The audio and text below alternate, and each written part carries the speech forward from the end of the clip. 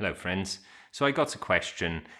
Somebody said that he was talking about that he underwent surgery, and his first question was, how do the drugs, how does the medication work?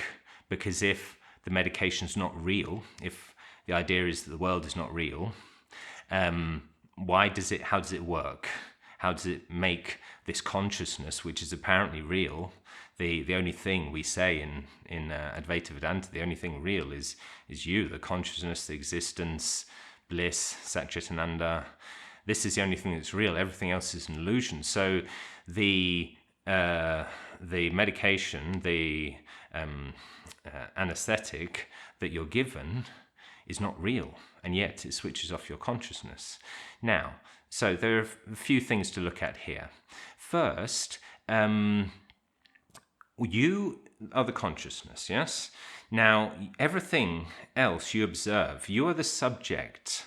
Everything that you perceive is an object to you. So not only is and is not real, is like a dream. Not only is the anesthetic not real, it's made of thought, your body, your brain, is also made of thought. So they are all working on the same level. Now, these are patterns in thought, and scientists can study the patterns and say, and predict what will happen if you combine these different patterns.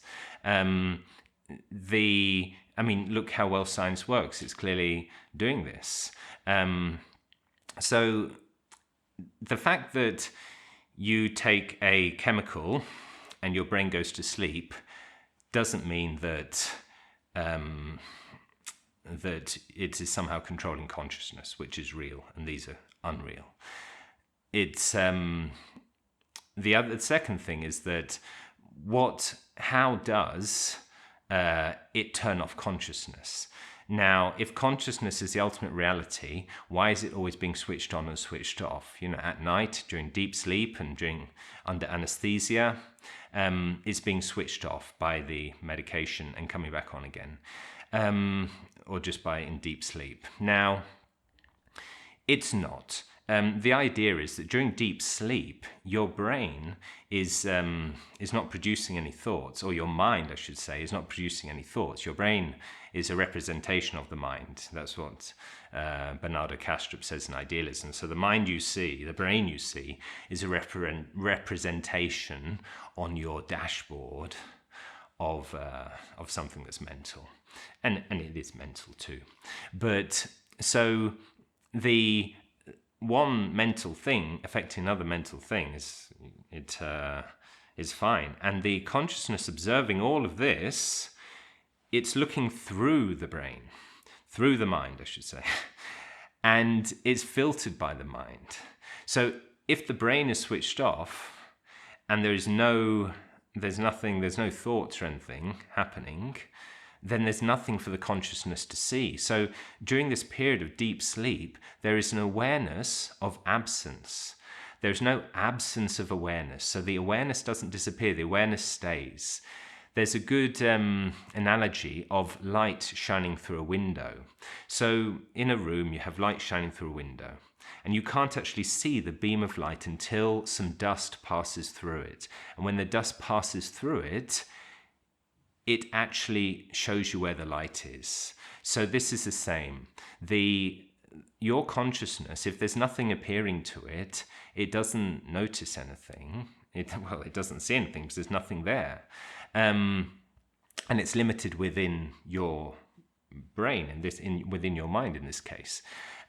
So time just passes. If there's nothing to punctuate it, there is no movement of time, so you fall asleep and you wake up, or under anesthesia, which is a very strong way of switching off the brain. It's instantaneous.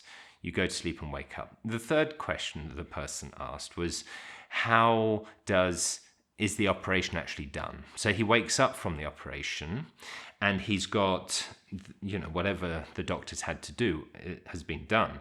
Now, how did that happen if you were not apparently in existence? But as we're slowly seeing, as I've explained it so far, you are in existence, but also you are looking through everyone else's eyes. Now, and in addition to this, in idealism, you're in this universal mind where everything happens. So this is what Berkeley said, that there is this mind of God which watches things when we're all asleep and keeps things running. So you fall asleep and you wake up and the sun's in the right place. Everything, the grass has grown a little bit, and when you're not there, because it's all held in this universal mind.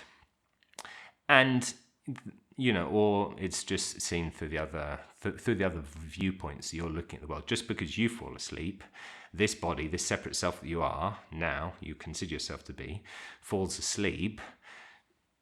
Things still happen. The great mind hasn't fallen asleep. Other people haven't fallen asleep. So things can happen. The surgery is done by the surgeons who are watching doing the surgery. So there's no reason to say that just because you're put into sleep, when you wake up, everything should be just exactly as it was because you weren't doing anything during that period. So I think that was an interesting question.